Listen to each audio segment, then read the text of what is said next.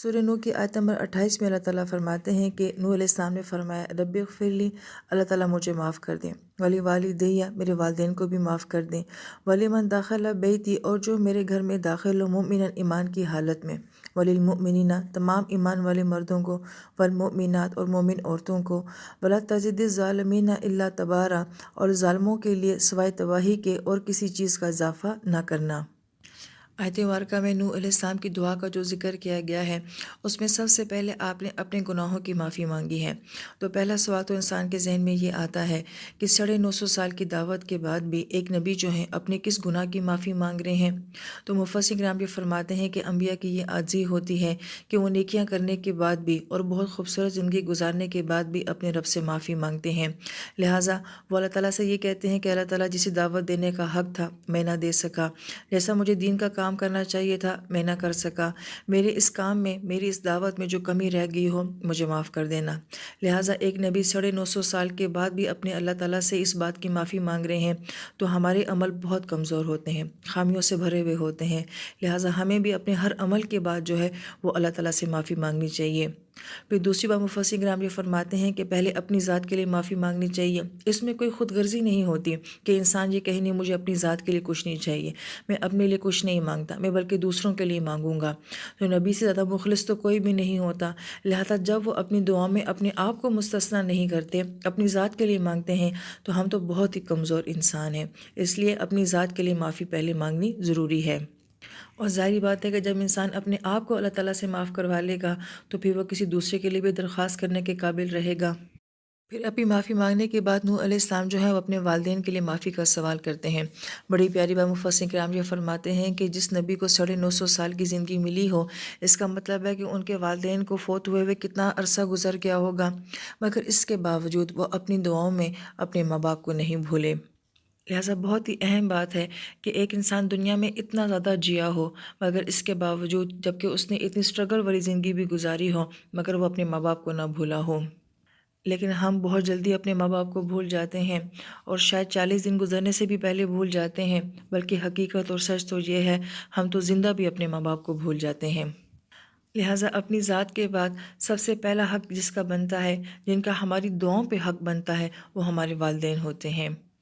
بڑی پیاری بات اہل علم یہ فرماتے ہیں کہ اگر ماں باپ کا حق آپ کی دعاؤں کے اوپر ہے تو پھر آپ کے مال کے اوپر، آپ کی زندگی کے اوپر، آپ کے اخلاق کے اوپر کیسے نہیں ہو سکتا۔ مفسرین کرام یہاں پہ نقطہ بھی بیان کرتے ہیں کہ بعض اوقات ہم اپنے ماں باپ کو جو ہے وہ غلط کام کرتے ہوئے دیکھتے ہیں۔ مثلاً عین ممکن ہے کہ ہم انہیں حرام کاروبار کرتے ہوئے دیکھیں، ناانصافی کرتے ہوئے دیکھیں، لہٰذا غلط کو غلط کہنا چاہیے، کیونکہ ابراہیم علیہ السلام نے اپنے والد کو کہا تھا کہ آپ غلط ہیں، مگر ہمیں ساتھ ساتھ یہ بھی پتہ چلا کہ ابراہیم علیہ السلام نے کبھی بدتمیزی نہیں کی تھی۔ لہٰذا ماں باپ کو آپ سمجھا سکتے ہیں، بتا سکتے ہیں، صحیح اور غلط کی پہچان کروا سکتے ہیں، مگر بدتمیزی نہیں کر سکتے، بے ادبی نہیں کر سکتے، نفرت نہیں کر سکتے، اور ان کے حقوق میں کمی کوتاہی نہیں کر سکتے۔ اس کے بعد آیت مبارکہ میں جو ہے وہ بیتی کا لفظ استعمال کیا گیا ہے کہ جو بھی میرے گھر میں داخل ہو اللہ تعالیٰ اس کو بھی معاف فرما دیں۔ بیت سے مفسرین کرام جو فرماتے ہیں نوح علیہ السلام کا گھر بھی ہے، یا وہ مسجد جو نوح علیہ السلام نے اپنے وقت میں جو بھی عبادت خانہ جو اس وقت کا تھا بنایا ہوگا وہ بھی مراد ہو سکتا ہے، یا پھر جہاں بھی وہ سب ایمان والے اکٹھے ہوا کرتے تھے اور آپس میں مشورہ کیا کرتے تھے وہ جگہ بھی مراد ہو سکتی ہے، یا پھر وہ کشتی جس میں نوح علیہ السلام سوار ہوئے تھے اہل ایمان کے ساتھ وہ بھی مراد ہے، یا پھر اس سے دین بھی مراد ہو سکتا ہے کہ جس دین کی میں دعوت دے رہا ہوں جو بھی اس میں شامل ہو جائے ان کو بھی معاف فرما دے۔ لہذا یہاں پہ یہ سوال آتا ہے کہ نوح علیہ السلام نے اپنے خاندان، اپنی فیملی کے لیے یہاں پہ دعا نہیں مانگی۔ لہذا بہت ہی اہم نقطہ سمجھنے کا یہ ہے کہ جو ایمان والا نہیں ہے وہ آپ کا اہل بھی نہیں ہو سکتا ہے۔ لہذا جو ایمان کے رشتے ہوتے ہیں یہ خون کے رشتوں سے بھی زیادہ قریبی ہوتے ہیں۔ یہی وجہ ہے کہ اس آیت مبارکہ میں نہ ان کی بیوی کا ذکر آتا ہے، نہ ان کی اولاد کا ذکر آتا ہے، بلکہ مومن مردوں اور مومن عورتوں کا ذکر نظر آتا ہے۔ یہاں پہ مفسرین کرام بہت ہی پیاری بات فرماتے ہیں کہ کچھ لوگ ایسے بھی ہوں گے دنیا میں جو تنہا ایمان لے کر آئے ہوں گے، اور ان کی فیملی میں سے کوئی بھی ایمان لے کر نہیں آیا ہوگا، تو پھر جب وہ جنت میں جائیں گے تو ان کا اہل کون ہوگا؟ جبکہ باقی افراد کے لیے تو یہ خوشخبری ہے کہ جب وہ جنت میں جائیں گے تو اپنے خاندان والوں سے وہاں پہ ملا دیے جائیں گے، تو ان کا تو کوئی اہل ہی نہیں ہوگا۔ تو مفسرین کرام اس کا ایک جواب یہ دیتے ہیں کہ ایسے لوگوں کے لیے اللہ تعالیٰ نے جنت میں ایک علیحدہ سے فیملی رکھی ہوئی ہے جو خاص ان کی فیملی ہوگی، لہٰذا وہاں جا کے انہیں اپنی فیملی کی جو ہے وہ کمی محسوس نہیں ہوگی، یا پھر جو ایمان والے مرد اور عورتیں ہیں یہی وہاں پہ اس کے اہل ہو جائیں گے۔ اور پھر تمام مومن مردوں اور تمام مومن عورتوں کے لیے جو ہے وہ دعا مانگی گئی ہے۔ اس کے بارے میں مفسر کرام یہ فرماتے ہیں کہ ایک مومن کی دعا وہ ہو ہی نہیں سکتی جب تک کہ وہ اپنے ساتھ اپنی امت کے لیے دعا نہیں مانگتا۔ اور پھر اس کے فضائل جو ہم نبی علیہ السلام سے سنتے ہیں کہ جو انسان ایک دن میں 27 مرتبہ جو ہے کل امت کے لیے دعا مانگتا ہے تو اس کو مستجاب الدعوات بنا دیا جاتا ہے۔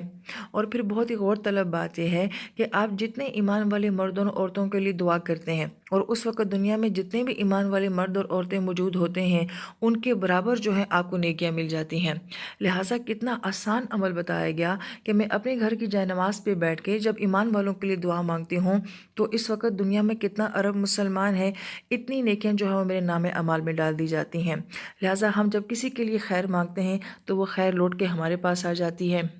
پھر آیت مبارکہ کے آخر میں نوح علیہ السلام کے وہ الفاظ کے ظالمین کو جو ہے سوائے تباہی کے اور کچھ بھی زیادہ مت دینا۔ مفسر کرام جی فرماتے ہیں کہ اس وقت جو نوح علیہ السلام کی قوم کے اوپر سیلاب آیا تھا کیا وہ پوری دنیا پر تھا یا محض اسی قوم کے اوپر تھا؟ تو بعض مفسر کرام جی فرماتے ہیں کہ یہ سیلاب جو ہے وہ پوری دنیا پر آیا تھا، جبکہ بعض مفسر کرام جی فرماتے ہیں کہ اس وقت کل دنیا میں جو قوم تھی وہ یہی موجود تھی،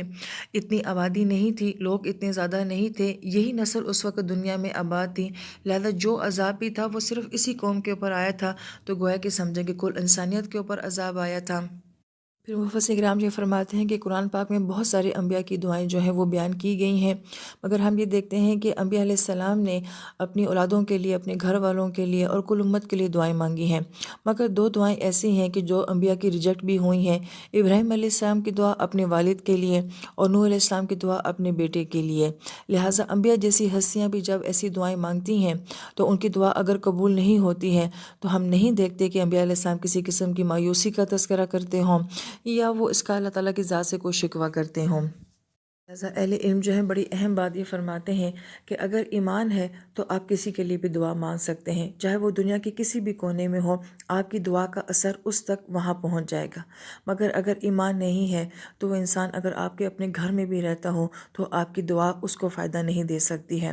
لہٰذا یہ اللہ تعالیٰ کا کتنا بڑا احسان ہے، ہمارے ماں باپ ایمان والے ہوتے ہیں، ہماری اولادیں، ہمارے شوہر، ہمارے دوست احباب ایمان والے ہوتے ہیں، ہم ان کے لیے دعا کر سکتے ہیں، ورنہ یہ بھی بہت بڑی آزمائش ہے کہ آپ کے پیاروں میں کوئی ایسا ہو کہ جس کے لیے آپ دعا نہ کر سکتے ہوں۔ لہٰذا انبیاء کے حالات زندگی میں ہم یہ جذباتی پہلو بھی دیکھتے ہیں کہ انبیاء جو ہیں وہ اس طرح سے بھی آزمائے گئے ہیں اور وہ اس طرح سے بھی کامیاب ہوئے ہیں۔ پھر مفسرین کرام یہ فرماتے ہیں کہ دعائیں بہت ساری ہوتی ہیں، انسان کو اپنے رب سے بہت کچھ چاہیے ہوتا ہے اور مانگنا بھی چاہیے، لیکن ہم اکثر دعاؤں میں آپ جتنی بھی انبیاء علیہ السلام کی دعائیں قرآن پاک میں ہیں ان میں اگر آپ دیکھیں تو آپ کو ایک پہلو جو بہت نمایاں نظر آتا ہے وہ یہ کہ تمام انبیاء اللہ تعالیٰ سے معافی مانگا کرتے تھے، اور ہر نبی کی دعا میں سب سے پہلے معافی کا تذکرہ ہوتا ہے، جیسے کہ نوح علیہ السلام کی دعا میں بھی پہلے معافی مانگی گئی ہے۔ لہٰذا اللہ تعالیٰ کی ذات سے سب سے زیادہ مانگے جانے والی چیز کیا ہے کہ اللہ تعالیٰ ہماری خطاؤں کو، ہماری کمیوں کو، ہمارے گناہوں کو معاف فرما دیں۔ یہی وجہ ہے کہ جب ہم دعا مانگتے ہیں تو ہم اللہ تعالیٰ کو یا ارحم الراحمین کہہ کے پکارتے ہیں، تو مفسرین کرام یہ فرماتے ہیں کہ اللہ تعالیٰ کا رحم کیا ہے، اللہ تعالیٰ کی رحمت کیا ہے، تو اللہ کی رحمت جنت ہے، اور رحمت اسی کو ملے گی جس کو پہلے معافی مل چکی ہوگی۔ لہٰذا یہی ترتیب ہمیں انبیاء کی دعاؤں میں نظر آتی ہے کہ پہلے وہ معافی مانگتے تھے تو گویا کہ اگلا سٹیپ پھر کیا ہوتا ہے، وہ رحمت یعنی کہ جنت ہوتی ہے۔ اور بالخصوص اس صورت مبارکہ کا جو خاص موضوع بھی رہا ہے وہ استغفار رہا ہے کہ جب انسان معافی مانگ لیتا ہے تو باقی سب کچھ انسان کو خود بخود مل جاتا ہے۔ لہٰذا آج ہمارا 29واں پارہ الحمدللہ مکمل ہو گیا ہے محض اللہ کے فضل اور کرم سے، اور اس کی تکمیل پہ بھی ہم اللہ تعالیٰ سے یہی دعا کرتے ہیں، مالک اللہ آپ کی کتاب بہت خوبصورت ہے، آپ کا کلام بہت پیارا ہے، ہم اس کا حق نہیں ادا کر سکے، نہ سنانے والا اپنا حق ادا کر سکا ہے اور نہ ہی سننے والے اس کا حق ادا کر سکے ہیں، لیکن آپ نے ہمیں بہت بڑی نعمت دی ہے، بہت بڑی نعمت دی ہے، ہماری اوقات نہیں تھی، ہم اس قابل نہیں تھے، لہٰذا ہمارے سنانے میں اور ہمارے سننے میں جو کمی کوتاہیاں، جو بے ادبیاں ہوگی، مالک اللہ وہ معاف فرما دیں۔ آپ ارحم الراحمین ہیں، اگر ہمیں آپ سے معافی مل جائے گی تو جنت خود بخود ہمیں مل جائے گی، اس لیے ہم سب مل کے جس جس تک میری یہ آواز پہنچے، میری ان سے بھی یہی استدعا ہے کہ آپ اپنے لیے بھی معافی کا سوال کیجیے گا اور میرے لیے بھی معافی کا سوال کیجیے گا، یہ قرآن میرے حق میں شفاعت بن جائے، یہ میرے خلاف حجت نہ بنے۔ آپ اور میں ہم سب اللہ کو منانے کے لیے یہ کام کر رہے ہیں۔ اگر میرے اس کام سے اللہ تعالیٰ خوش نہ ہوئے اور اگر یہ اللہ کی بارگاہ میں قبول نہ ہوا تو یہ ساری محنت ضائع ہو جائے گی۔ اور اگرچہ ہمیں اپنے رب سے ایسا گمان نہیں ہے لیکن معافی مانگنا ہمارا حق بنتا ہے، لہٰذا میں تہہ دل سے اللہ سے کہتی ہوں کہ اللہ تعالیٰ مجھے اس کمی پہ بھی معاف کر دیں کہ میں آپ کا قرآن ویسے نہیں سنا پا رہی، اس قرآن کا ویسے نہیں حق ادا کر پا رہی جیسے کرنے کا حق ہے۔ اللہ تعالیٰ مجھے بھی معاف فرمائے، آپ کو بھی معاف فرمائے۔ آمین یا رب العالمین۔